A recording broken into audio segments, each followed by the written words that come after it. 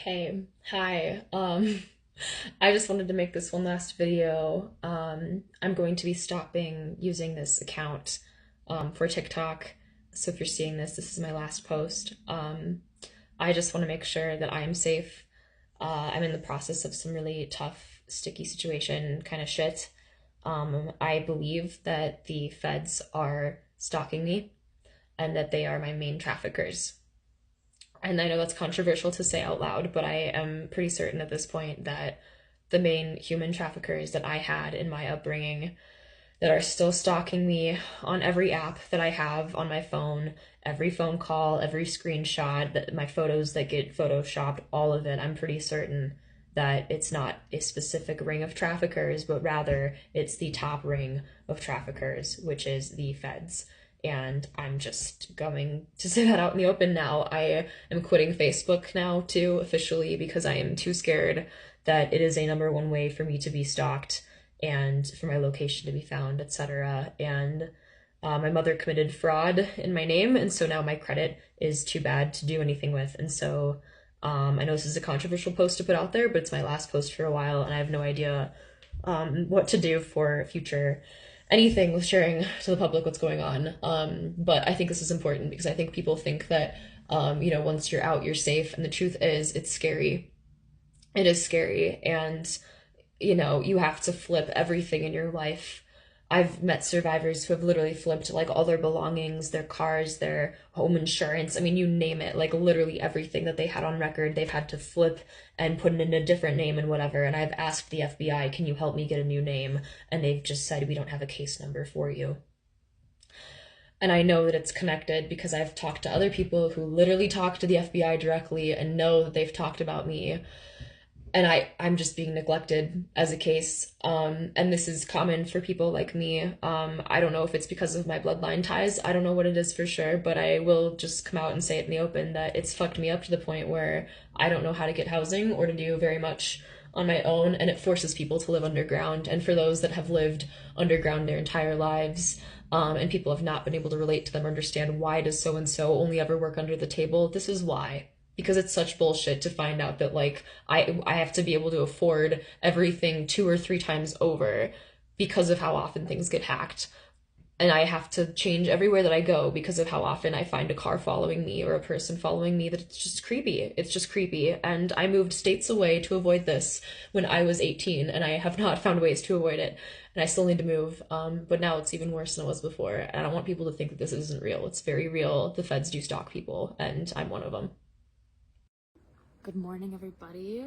My name's Camille Mae Sjoquist. I want to give you the raw, uncut, okay? I've been made aware by the targeted individual community that some know about satanic ritual abuse agendas in organizations around the world, and some don't.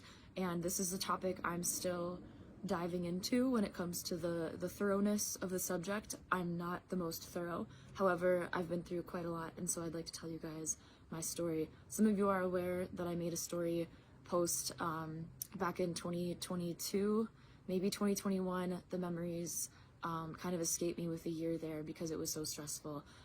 So I'll just bring you guys into this the way that I was brought into this, okay?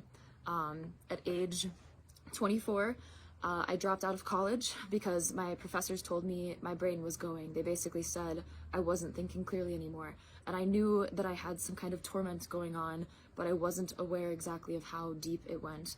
And all my life, I knew that my parents were narcissists, but I couldn't really figure it out past that because I was brainwashed consistently, and I got woken up to that in 2021. A friend of mine reached out from the past. She reminded me that I have dissociative identity disorder, or rather that I had that disorder, to her knowledge, and she told me to seek help, as well as reminded me of a lot of trauma. I went into immediate PTSD, and then the next 5 years, up until now, I spent learning about my body and my trauma and my PTSD, as well as all the ailments that were inflicted onto me basically because of this trauma, right? So I'll bring you guys back 0 through 21 years old, because those are all the years of my abuse.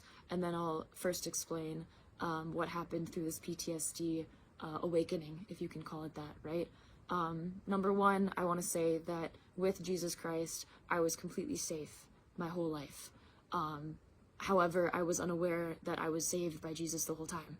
I thought that the Holy Spirit was something I had to hang on to dear life for in order to survive my life, because my life was so heinous growing up. And so I basically created these personalities to become so that I could survive, and that is what dissociative identity disorder really is. Multiple personality disorder is not about becoming a crazy person. It's about other people abusing people into specific people that they want to exist, and not the real thing. The real thing always believes in Jesus Christ.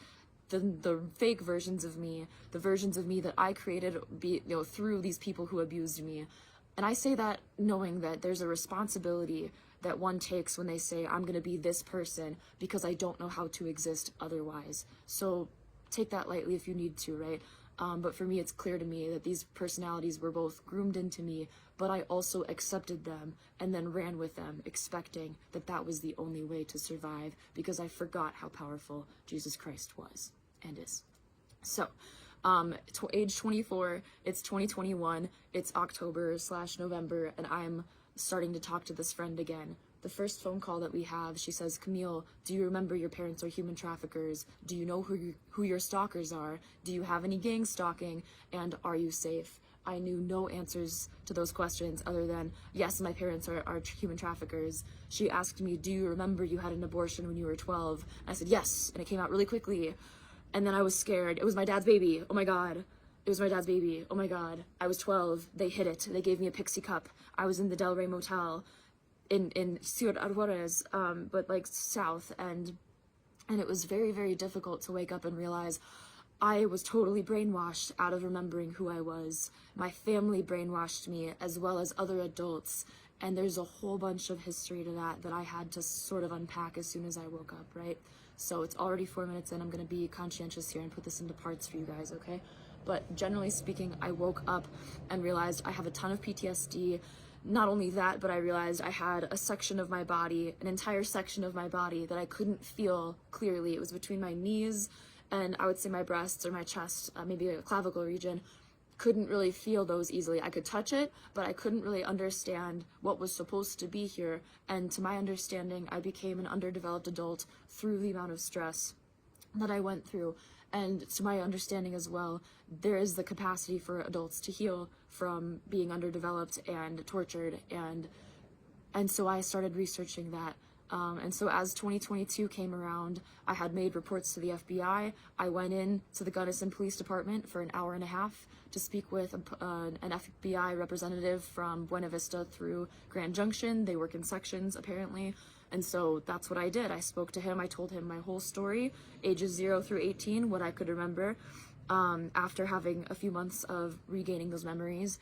And I was neglected. Nobody has called me since. It's 2025, right? Like, they would have called by now if they wanted to let me know how to be safe. So there's something going on there, right? And most of us who are a part of the targeted individual community, we are aware that there are some things like this where it's difficult for us to figure out what's going on in our lives, who the stalkers are, and why, we've had torture put upon us until we understand the fullness of Jesus Christ and what he does for us. And so I'm just going to put that in here as part of my testimony. To me, it all became clearer. Even though I could gain clarity with my PTSD and what happened to me, even though I could write down to you guys the story of 0 through 21 and how I was abused and what was going on during all of those times of my life, I still know that I gained the most clarity with why I was going through what I was going through, and what exactly the agendas were of these people through waking up because Jesus Christ saved me after I was baptized in his name. So just to put all that out there, okay? 6:25 on this video. I'm going to cut this short, and if you guys want to listen to my story, I'm happy to tell it, and I'm going to be telling it in parts here, in sections from ages 0 through 21. What did I go through? And then afterwards, I will tell you from ages 24 through now how I healed and how my healing is going, and the trajectory there, okay? And thank you for listening, okay? Okay, so we're going to try this. I have these Gaeta shoes, okay, supposed to fix my posture. and slow me down, it does. It slows me down right away. Okay, but we're gonna sit in the shade out here. I tried to upload the first video and it was 16 minutes long and YouTube said no, so we're doing it again. Okay, I'm gonna sit in the grass over here instead, okay? So, hang on. Okay, so, we're gonna continue, okay? So ages 0 through 6, that's what I'm gonna talk about here. There's a lot of topics to cover, so if I have to split this to 2 videos, I'll do that, okay? Generally speaking, I grew up with pedophiles as parents. They both were pedophiles, my mom and my dad. I remember the earliest abuse that happened to me actually happened between ages 0 and 2. Ages 0 through 2, my father was using beer on to basically abuse me, and so I got used to alcohol very quickly. In addition to that, he was also selling me or exchanging me with his friends, right? And so ages 0 to 2, I had a lot of abuse, basically to my mouth. And I remember choking, I remember having trouble breathing all the time. And so like there was kind of this constant fear that was promoted into me, right? Which made it really easy for any spirits to be close and to basically attack me because I was constantly a scared little child, right? And so I would say probably around the age of 2 or 3, I was involved in satanic ritual abuse that was very clear satanic ritual abuse. I should mention, I do believe I got baptized at age 1 or something like this, right? So there was a little bit of the presence of the Lord there, but for the most part, there wasn't. And so for the most part, I was just getting abused. I remember probably ages 2 and 3, I would run outside of the room that I was abused in. After being abused, I would try and crawl or run to my sister, and she would cry and scream, and she was scared of me.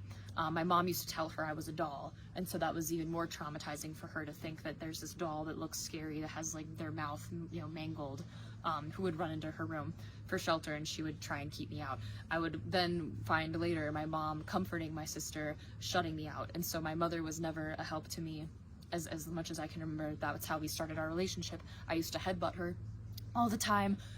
Hello, Connie, I need help. Basically, I would headbutt her, trying to let her know that the abuse was real and I needed help, but that wasn't the agenda for her to help me.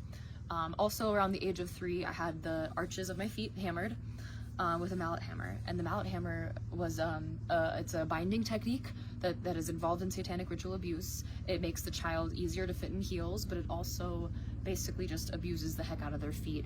So it's a binding technique. It keeps you from running away, essentially, right? My mom used to put the opposite shoes on my feet to fix it so nobody would notice. She put me in sports like figure skating, so I had boots on my feet quickly so it would hide the abuse, and basically nobody looked at that when I was a kid, right? By age 3 as well, it was known that I had fortune-telling capacities, I had prophecy capacities, I had, I would tell people about things that were gonna happen before they happened. And then I would tell people about, buildings that used to exist in places they never existed. I was a 3-year-old. That was extremely alarming to my parents, and so they kept it quiet. I got abused if I spoke up, if I sang with my, roughly 3-octave range at the time. At the time, it was about 3 octaves I had, ages 3 to 4, and so if I sang out loud, they would abuse me. So they basically enrolled me into piano as quickly as they could, so it looked like I had a musical outlet on the surface, while underground, they sold me to these pageants or talent shows where I would be auctioned off to different buyers after my performances. Whether it was psychic reading or whatever I was doing on stage, I was always doing something on stage for other people. And I was a very faith-driven kid. I understood that my healing other people is healing other people through the Holy Spirit. To some extent, I understood this is not my power, it's somebody else's power, right? It was really God's power. But I would heal people that I could heal. And so I didn't really see this stuff as abusive. I saw the physical abuse as abusive. And so after the talent shows, my parents would abuse me physically, and I would forget what was going on. I believe there was brainwashing involved in this, and I believe around ages 4 or 5 years old, in the preschool that I went to called Tesseract in Eagan, Minnesota, I was trafficked with other children into underground bases and facilities that I do believe are Nazi-based organizations underground. These are like underneath the military bases. Like there's usually the DUMBS, D-U-M-B-S system of military bases and their tunnels to get to places underground, but there's also underneath that more facilities for other things. These Nazi programs actually have water parks and facilities, that are similar to like YMCA, you know, facilities or something like this, right? And so they actually have scientists that live underground. They have entire populations of children and adults that live underground. Some are held captive, and I got to see some of those people and children. And so I was only, you know, 4 or 5 years old when I first noticed this stuff. Our preschool would have a van come to the preschool early in the morning and pick us up, and me and 5 other kids or so would get in the van. The air conditioning unit would spray gas at us. We would fall asleep. We would wake up in another van, basically in the southwest of the United States, or the northwest of Mexico, and we'd wake up like, where are we, what's going on? My parents actually didn't enroll me in some of these schools, but I still went to some schools in Mexico. I learned Portuguese and Spanish at these early ages of 3 and 4, which definitely confused my grammar. It's made it hard for me across my upbringing to recognize the faults that I have with speaking English or writing English because of things like this, right? So that was kind of difficult. But in general, I had those experiences happen. I would say age 3 and 6 were the earliest ages I had brainwashing, where it was brain wiping stuff going on, where they basically put me on a table and had a bunch of different manipulative techniques like flashing lights and hypnosis techniques to basically brainwash me to think I didn't go through the stuff I went through. And so I would then ask anybody that I could recognize, like my friend Alyssa on the surface. I would ask, you know, these faces I remembered. I would ask these faces I remembered about the abuse and what was going on to try and catch up. You know, was I really in Mexico? Did that really happen? Things like this, right? My apologies for the lighting in the video. It seems there's been some manipulation on my phone in the last 30 seconds here.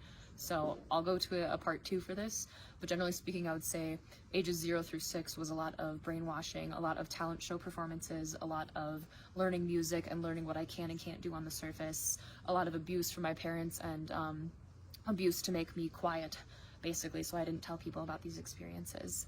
And there were also instances where I was brought to housing communities. These are places where a construction company and a developer, right, will buy out a cul-de-sac or some kind of little circle of property, a tiny lot, right, maybe 0.3 acres or something like this, and they would basically develop the basements of the houses, and then they would traffic children to those houses. Some of those kids got trafficked underground, and I've met kids that have been, you know, indigenous kids or of missing people reports that say, hey, Camille, can you help find my mom on the surface? Tell her I'm alive. I experienced that when I was a kid, and learning these kids, you know, are actually held captive for years, right? And so some of these pits we were brought into, I call them pits because they were basically just pits in the ground, even though they were concrete cement spaces. There was religious programming where they would play recordings of the Quran, of the Torah, of the Bible, and various versions of the Bible to see what happened to us in between the programming and in between the abuse, and how many of us kids would stay conscious, basically, despite all of the abuse, was definitely something that they were studying, right? So that's about ages 0 to 6, okay? I'm gonna make a part 2 to this next, okay? Thanks. Okay, after another costume change, this is the next video, okay? So I wanted to specify some other things that happened between ages 0 and 6, okay? Just in general, all right? Some of the things that I heard, some of the things that I saw, and what was going on to my knowledge, right? So I think ages 3 through 6, the children I was sold with were children that also had capacities that were, whether they were like spirit driven, like by spirits, or like the Holy Spirit gave people these abilities, I don't know. That's what the military was studying, to my knowledge, right?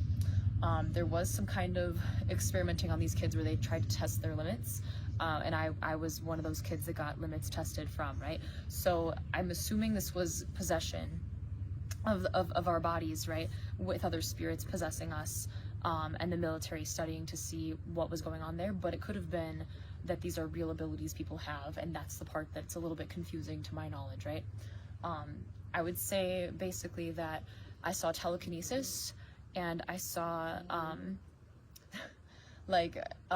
things, maybe you'd call it teleportation, but I did see people, you know, make things disappear and reappear, right?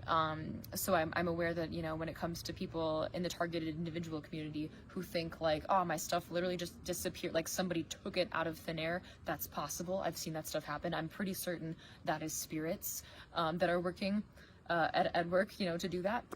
Spell work, basically, that this is spell work. I'm aware that Haitian voodoo was often used underground, though there probably are other things I'm unaware of when it comes to which, you know, type of spell work it was, right? But generally speaking, this is spell work used as a bioweapon in the military, right?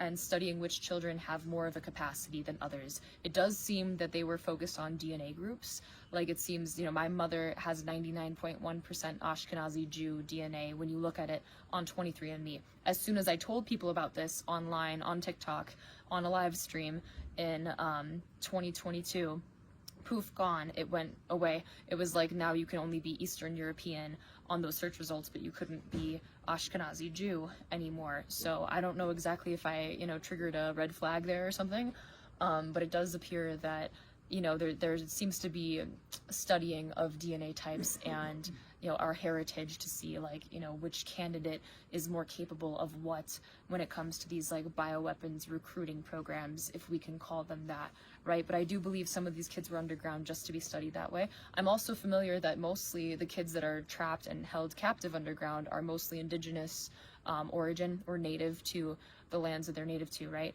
So it's, you know, a lot of people that don't have white skin, right? So to me, it was very clear there's a white supremacist agenda, right, that's going on there. And it does seem that only the white kids make it back to the surface consistently. So that was alarming for me to learn at such young ages, like 3, 4, 5 years old. I'm watching these adults show me that they prioritize white people over other people on the surface and underground.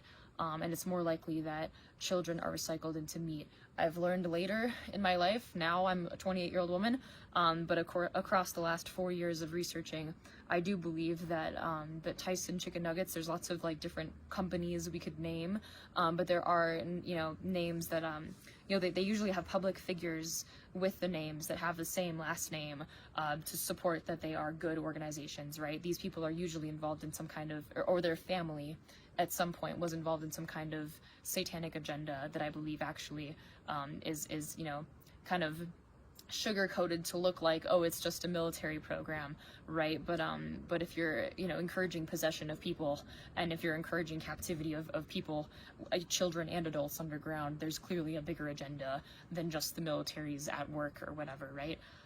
So that kind of stuff, you know, I'm familiar that people are now researching programs to understand what's going on and why people are held captive.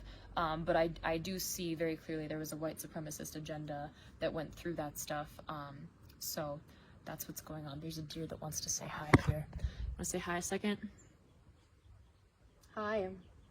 Okay, anyways. So yeah, that was something that I saw, was that there are extra agendas going on, more than just, like, bioweapons studying or studying psychic abilities underground. They're not just studying psychic abilities, they're also studying how does possession work and how can they use it, how can they, you know, basically use spirits to their advantage rather than going to the Holy Spirit for answers about how to protect people, right? It's not really about protection, it's about manipulation. There was also grooming, ages 3 through 6.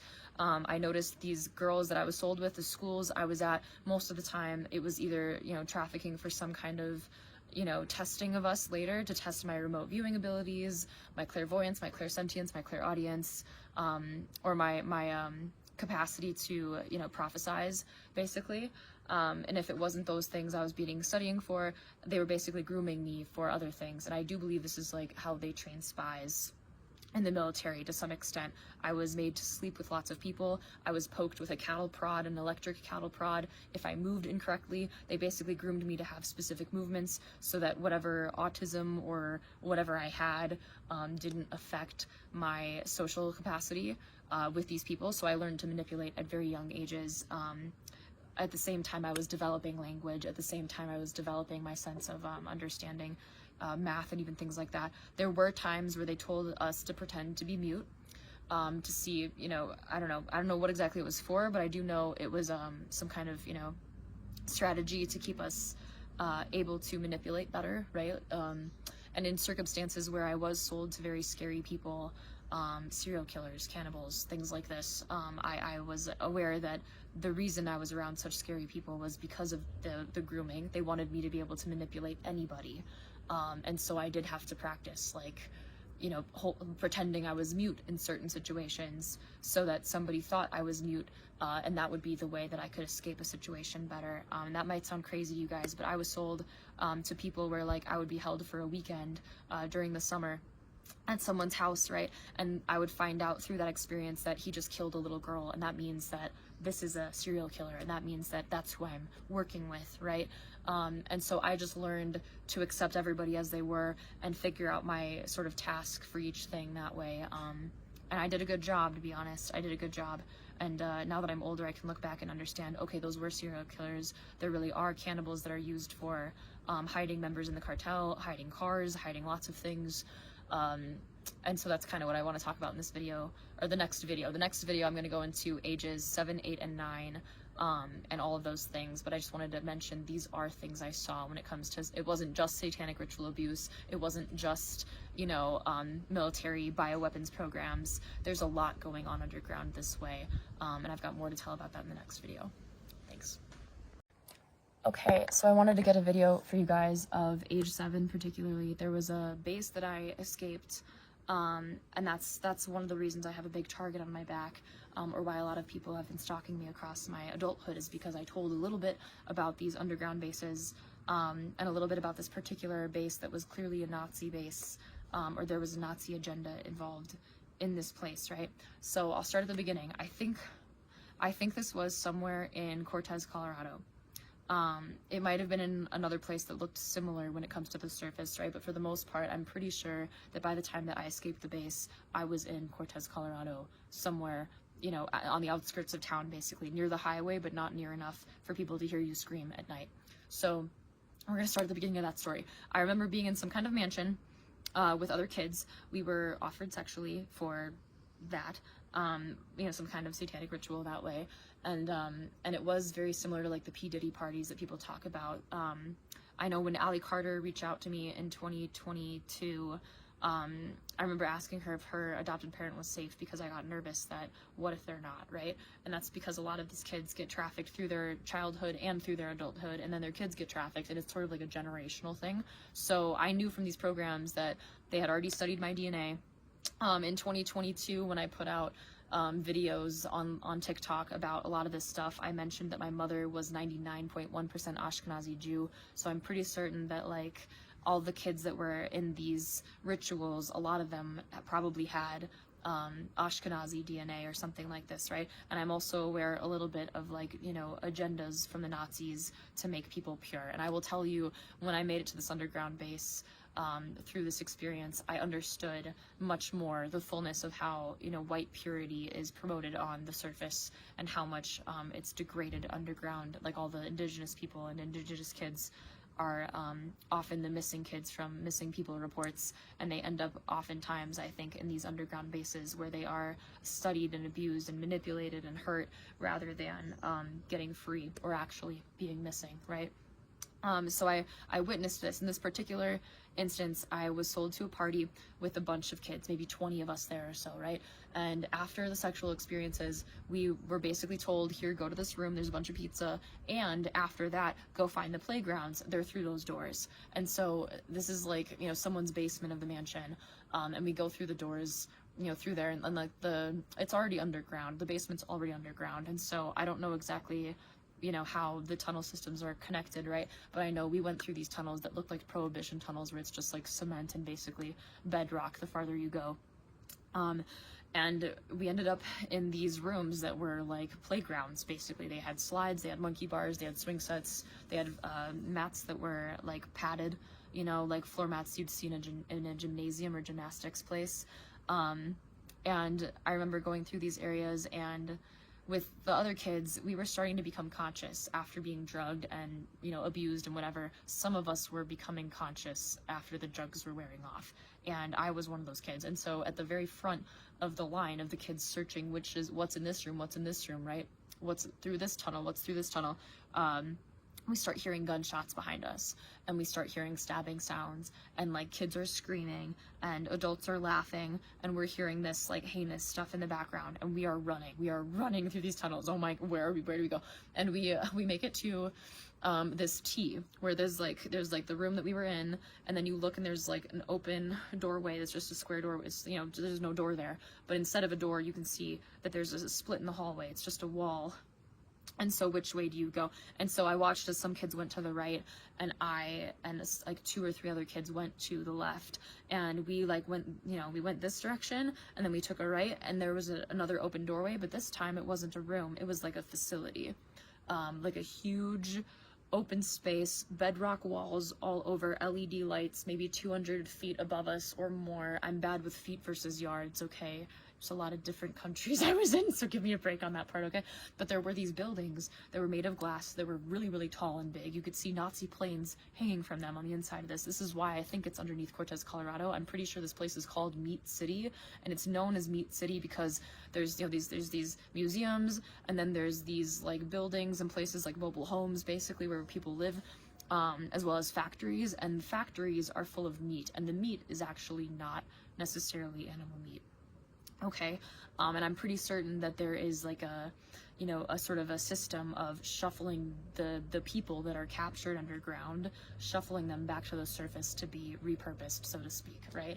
And so I'm pretty certain that's what's going on with that stuff. But we you know, got out of this space. We're looking, oh my gosh, there's this big museum building right there that's full of glass, and it's just, you know, it's, I don't know, there's things in there that probably are not known about on the surface, right? Next to that building are other buildings that we don't know what are about, and we noticed, okay, on this bedrock, if you go this way, there's an opening of a tunnel and what looks to be a road, right? And we figure the road is the way out. And so me and these other kids start basically along the bed, we're watching the door that we just came from, and we kind of scale along the bedrock, and we keep going this direction until we get to like where the tunnels are. And now we're surprised because like there's cameras, like there's clearly cameras in this place, but there's no adults coming after us. So why are they not coming after us, right? What's going on there? And now we're looking back at the museum, and we're seeing children literally running up the museum, like in there, and the kids are probably getting killed in there. They're still screaming. So now we know that the doorway that we came from is compromised. We can't really go back that direction. And on the opposite side of this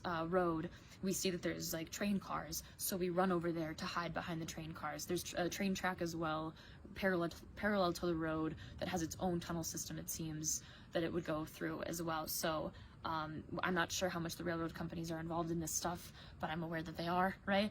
And so we basically scaled along this bedrock, ran across the road, went to the other side, and then watched to see what was going on behind these train cars as we looked up and saw. Now we're like, you know, on the opposite, it's almost like a 2-block by 2-block range, right? And now it's like we're on the opposite side. We can see the building, we can see the kids are probably dying in there. Like we're definitely seeing kids running up the staircase, and it's alarm, and oh my god, where do we go? Well, how do we get out of here, right? And I just decided, spur of a moment, I just heard in my head, run. And I was okay, and I started running towards the tunnel, through into the tunnel. So the door that we had just, the tunnel entrance that we had just crossed to get to the rail cars, now I'm running into it. And I just started sprinting, and I literally heard like left, right, like I was hearing directions in my head, and I was just going, and I just followed through each hallway system, and eventually I got to this series of elevators that I recognized from my earlier times of being in these facilities, and I realized, oh, it's the same elevator, right? We must be like in Colorado, New Mexico, somewhere like this. And so I get into the elevator, it shuts just in time. This is just, I'm the only one that ran. I don't know what happened to these other kids, right? Like, pray for them, but I'm the only one that ran. And so I made it into this elevator, and I know from this particular base I've been in before that the elevator goes up a certain amount of floors and down a certain amount of floors, as long as I can get into it and it shuts. And I don't, at this point, like, I didn't press any buttons. God just made it work. I don't know how it worked. I used to think it was AI bots or something that were on my side. Like, nope, it's just, I don't know how it happened, but somehow this elevator got me up to the right level, the last level before you get to where there's a ladder, and the ladder leads to a well. And I had been in this facility before, accessing the well first, going down that ladder, accessing the elevators from there, getting down to the bases or whatever facilities we were in with chaperones and the other kids that I was trafficked with from Tesseract preschool in Eagan, Minnesota. right? So I recognize, I'm like, this is the same place, or it looks exactly identical, right? And so I climb the ladder and I get out of this well, and it's pitch black outside. Like, there's basically just the starlight that's lighting up any of the land, right? There's nobody there. This is basically ranch land. And I recognize the entrance to it, and I notice that I'm probably close to the highway. You can hear in the distance, there's cars going by. And so I decide to just walk and keep walking, right? And so I keep walking, and eventually I did make it to the road that was the highway, and eventually I just walked the line of the highway. And by this point, it was like I realized I was hearing the echo of cars in the distance, because if you've been on those highways, you can hear a car from like a mile away, right? And so apparently I was hearing things that are not quite close enough for me to get a ride, right? But regardless, I just kept walking, and I eventually made it into town. There wasn't a car that passed me during that time at all. Or any lights or anything, so I just eventually made it to a neighborhood where I like knocked on doors until somebody answered, and the poor people, they answered like me in one t-shirt, with no pants on or anything. I was just a 7-year-old kid. Hey, can you help me? Can you call my parents and tell them where I am or something, right? And I don't remember how it went after that. I can barely remember that memory.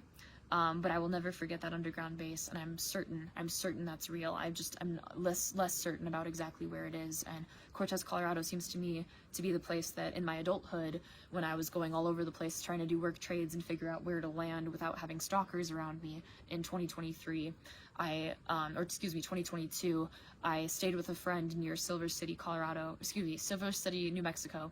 And while I stayed with her, I actually drove some of these roads, so I got to see, yeah, that was the gate where I was at, and that's the exact road that I walked by, and that's the exact neighborhood that I went through to find safety. And I'm sure those people don't live there anymore, but maybe they do.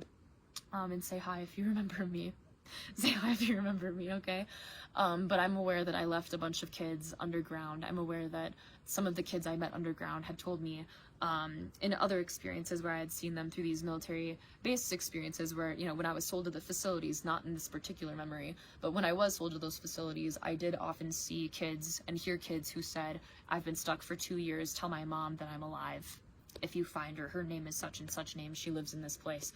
And I do remember, you know, just the sadness that I had to carry, knowing that all of the adults in my childhood would not believe me, would not let me speak up, and my parents would beat me up as soon as they found out that I spoke about anything about it, right? So that's age 7. This is 11 minutes long. I'll continue this series as we go, but I need a good break today. And thank you guys for listening. I only made it to age 7, so I'll keep going, okay? Thanks. Okay, you guys are not propped on a rock today, so I'm gonna catch up. I had to write myself like a list for across the week of how many videos I can get in each day here, because there's a lot that I kept out of the initial videos that are previous to these ones, but it's just because there's a lot to pack into this. My life was very crowded up until I gained safety, really, and it's still crowded, but just differently. So I want to bring up some things that happened before the age of 7. And I will do that eventually. When it comes to like the talent shows I was sold to, meeting Ghislaine Maxwell, and then being taken out of her buyer group, basically, and things like what I experienced, you know, because of that. I'm gonna do my best to get into that in this video. But first, I want to talk about meeting Martin, okay? And when it comes to like the Nazi base that I escaped, right? How did that even come about? Well, it was a sacrifice. I wasn't supposed to be in that space. I was supposed to be at a party, and I was supposed to get killed. And what I imagine happens to many children is the parents that sell their kids into this stuff will get the money, they will file a missing persons report after the child is killed, and then it's just constant, nobody knows where the kid is. Oh no, it's missing person. And then the parents become victims instead of perpetrators for the rest of their lives. So I'm assuming my parents were trying to go that route, and I just escaped, and it didn't work, right? But the reason that they put me in there was because I was a bit rogue when it came to the buyer groups. I was really good at escaping or getting other girls to rally up against something, or like, I fought is the point. I fought. I did my best to escape what I could and to not be a slave when I could. So I want to tell you those stories of how kind of that stuff works. So first, I'm just going to say that I was mostly sold in these talent shows that are all underground. Oftentimes they take kids in the middle of the night, will drive them to you know, wherever the place is, or drive them to a nearby private airport where they can pretend it was just a normal flight on record, or keep it off log or something like this, right? And we would be flown places, we would be given severe heavy drugs. Like the girl that helped me remember things at first, she mentioned horse tranquilizers. It's basically huge doses of ketamine, as well as other drugs, perhaps, right? I'm not familiar with all the kinds of horse tranquilizers there are out there, but these are heavy drugs. If I didn't have the abuse that I had through my father growing up with beer at early ages, like 0, 1, 2 years old, I would not have the tolerance level that I did. But because I did have that tolerance level, I, among other kids who had the same tolerance levels, would wake up sooner than other kids. We would gain consciousness quicker, right? And so because of that, I'm lucky that I have the ability to remember a lot of this stuff, though I'm aware lots of people don't have that privilege, and they often do get into substance issues because of it, and then don't get to tell their stories because they're so busy on drugs and things like that, right? Looks like we have a visitor with the bird here. Chirp, chirp. Okay, so I want to mention this to you guys because when I was sold ages 3 through 6, it was normal buying and selling. It was like I would be sold, and then at the talent show, I would sing, I would dance, I would give psychic readings, I would do whatever they called me to do there. Usually it was also based off of who else did what. So if there were other singers that were supposed to be more promoted than not, you know, then we would hear that, right? This is the weirdest sounding bird. There's like never birds in this tree, so just to note that, okay? If you guys have had harassment before, you're aware of gangstalking and different technologies used and things like that. I don't think this is a bothersome thing, but I'm just gonna let it slide, okay? It might eventually pan out. Usually when you acknowledge it, they stop because they don't want to get caught. So remember that if you're involved in gang stalking, and if you've had troubles like this, right, call them out. Always call them out, okay? We used to wave. We used to when we saw stalkers, like, you know, going around the block again, we'd like, hi, hello, hey, so the smile and wave, boys, that kind of, okay. Anyways, 3 to 6 years old, specifically at the talent shows, you know, I was made to sing and dance and whatever. After the talent shows, usually the people in the audience would figure out which kids they wanted to buy for sex or for whatever, right? We're not always just bought for sex.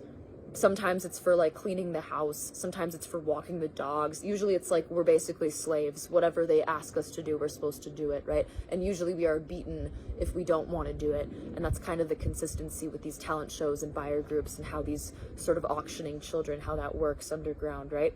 So when I was about, I was 7 years old when this happened. I think I was 7 years old. It's very difficult for me to remember every single year, and thus I cannot report Ghislaine Maxwell easily because I don't remember exactly the year, the place, etc., which is what the FBI looks for when you're reporting.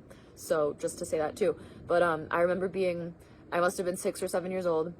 I think I was 7 years old. I think this was in the summer, although it might have been in the winter time during winter break, in which case I would have been 6. Okay.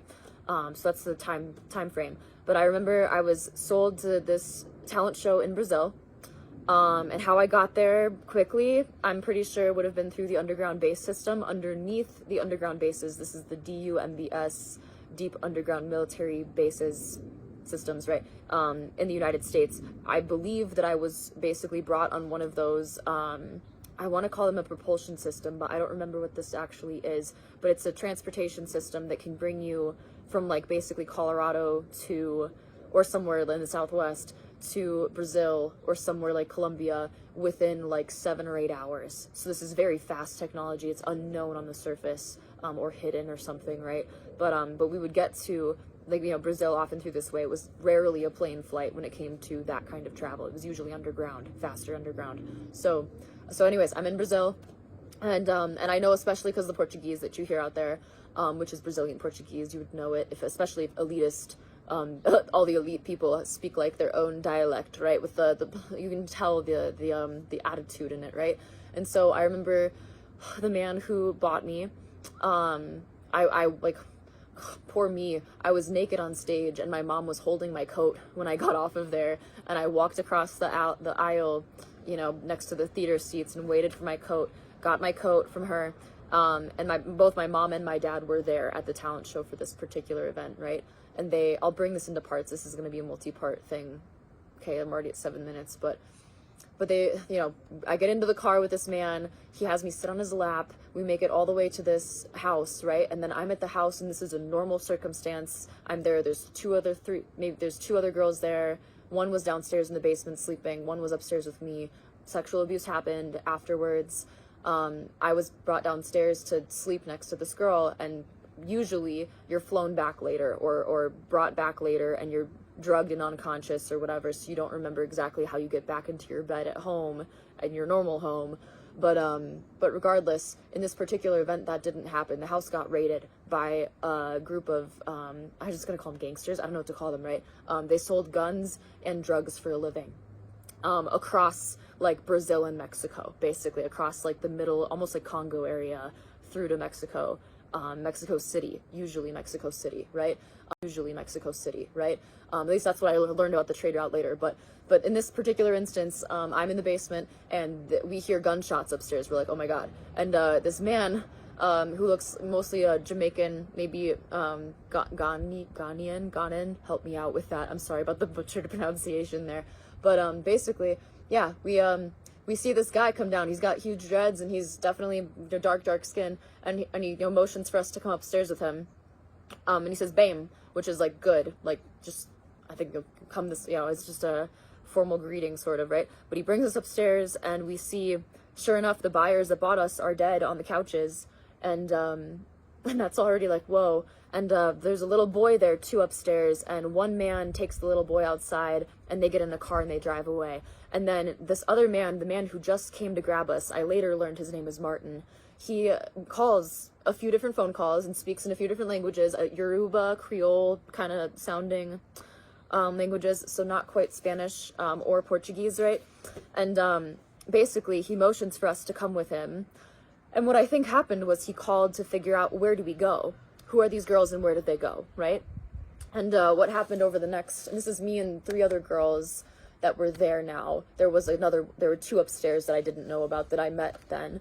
One was from Mexico, one was from Brazil, one was from Colombia or Uruguay or somewhere thereabout, and I was from Minnesota.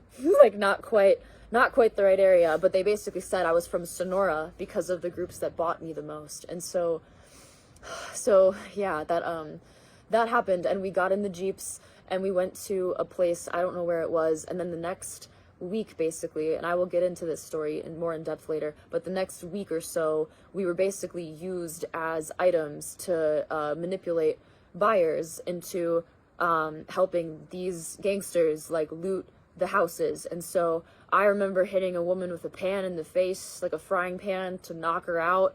I'm 6 years old or something, right? And like we basically helped these men raid the houses across a continent or 2. I remember going around the Panama Canal. It was the first time I learned about the Panama area in general, and the canal too. And I remember being in school later being like, oh wait, I've been there before, but I wasn't quite there because I was like ducked in a boat, like hiding from the top of the boat, right? Which like you're hiding under the seats, and the men on the boat just kind of waved at the Coast Guard or whatever you call that, right?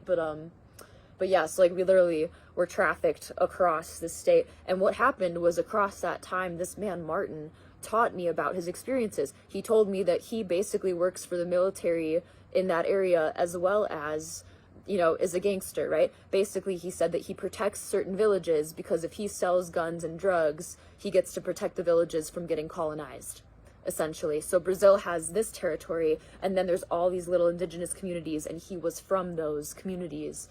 And so he was supporting them through drug trafficking, through gun dealing, etc., right? And so he was telling me about that. In addition to that, he taught me patois, and he also taught me,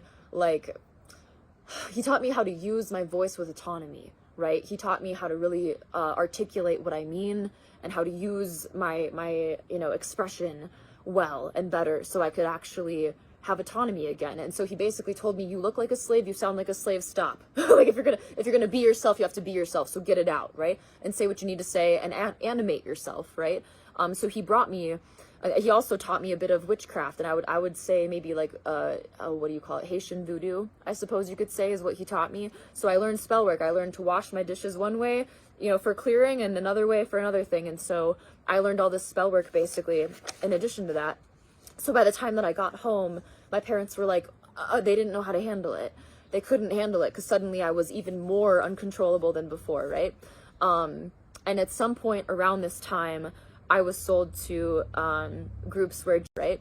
And at some point around this time, I was sold to groups where Ghislaine Maxwell was one of the coordinators of these buyer groups, right? She would basically have, I don't know if they were lists of people exactly, but I know that she had, you know, buyers that she would know, okay, we're selling to these people. Well, there was a time where, and sometimes at these houses, you know, you're a maid or whatever too, we would be at the talent shows, do our thing, you know, be used, and then within the next day or two, we were supposed to clean the house before the adults got home, usually by noon on a Sunday. And so because of that too, I remember getting these, usually you're babysitting as well. If you're 6 or 7 or 8 years old, you're probably going to be babysitting 3 or 4 or 5 year olds. It's how I met Allie Carter. Allie Carter is someone who I noticed during one of the P. Diddy parties, I believe. And I'm not how can you be certain when there's tons of celebrities who do this kind of stuff, right? But what I do remember is that she was a little bit older than me, and I recognized her name, and she was Jezebel when I met her. She wasn't Allie Carter, right? But this is very similar, right? So she was, you know, maybe even babysat me at one point. I don't know the fullness of that. Allie Carter and I have not talked about this, so sorry, Allie, I didn't mean to put you under the bus or anything, but this is just what I remember so far. Okay, and in this particular instance, I was at someone's mansion. We were cleaning they make you clean the walls. We were cleaning the walls, and it was me trying to get this 3 and 5 year old to do this with me, right? And I know that some of these places don't always have like all the hot water going as well as they could, because they'll shut utilities on and off depending on who's living there and what's going on. So because of that, I turned the water up to complete hot, right? Super hot heat, what is its highest it would go. And the hope was that the kids would clean the house and then get in the tub, but they ran away from me. They jumped in the tub, they scalded themselves in this hot water and had like literal like you know, were pink basically afterwards, and I got in trouble. And I remember my mom standing next to Ghislaine next to the bathroom. I remember my mom was she was looked like this at the ground, and she was just not saying anything, and Ghislaine was standing next to her over here scolding me, and I was just taking it because like, what do I do? And she was basically saying, I'm not allowed to be sold to these people anymore because of what I did to those girls, and how dare I hurt little girls, and all that kind of whatever, right? Oh, and I still feel bad for those girls, but you know, we did our best, right? We were all traumatized doing our best. Those girls were looking for freedom. Let's jump in the biggest tub we've been in a while, right? They thought it would be fun. Oops. So what happened after that was I got sold to different buyer groups, and so I didn't get to go to, you know, Epstein's parties or anything like this, right? I basically, I was put into places where they tried to traumatize me worse, and that goes into being sold to people that are into cosplay, and foot fetishes and a lot of creepy stuff like that. So I'll get into that in the next video, but generally speaking, the rogue events that I went through, and like not being a good babysitter, and also having too much patois for people to handle with my language skills or whatever, definitely had my parents thinking we should just kill her, we should just be done. And I could tell that because when I was at that hunting party or whatever, the one that I mentioned in the last place where I ended up in a Nazi base on accident, that just kind of happened. And that was also my big epiphany, that these are so connected. We understand a little bit about human trafficking with some of this stuff, but when you accidentally go through a hunting party that's supposed to be like Illuminati or secret society related or something like this, and then you accidentally end up in a Nazi base, I mean, how do you explain this, right? And I'll never forget what it looked like to see these planes hanging from, you know, from a museum ceiling, and to see there were, you know, like Nazi iconography on the ground. It was the first time I ever saw that stuff, so when I saw it later in textbooks and things like this, I knew exactly what was going on with some of that stuff. But the fact that my mom was a part of it at all was very confusing, and my mom does not have military records, at least not with her normal name, maybe with her maiden name. If you guys can research any of that, feel free to, okay? And I know this is a long video, so I'm gonna get into to the clowns and other things in the next video when it comes to the cosplay men that I was sold to, as well as other hunting parties and how those worked. And we're still about at age 7 and 8 here, so yeah, thanks.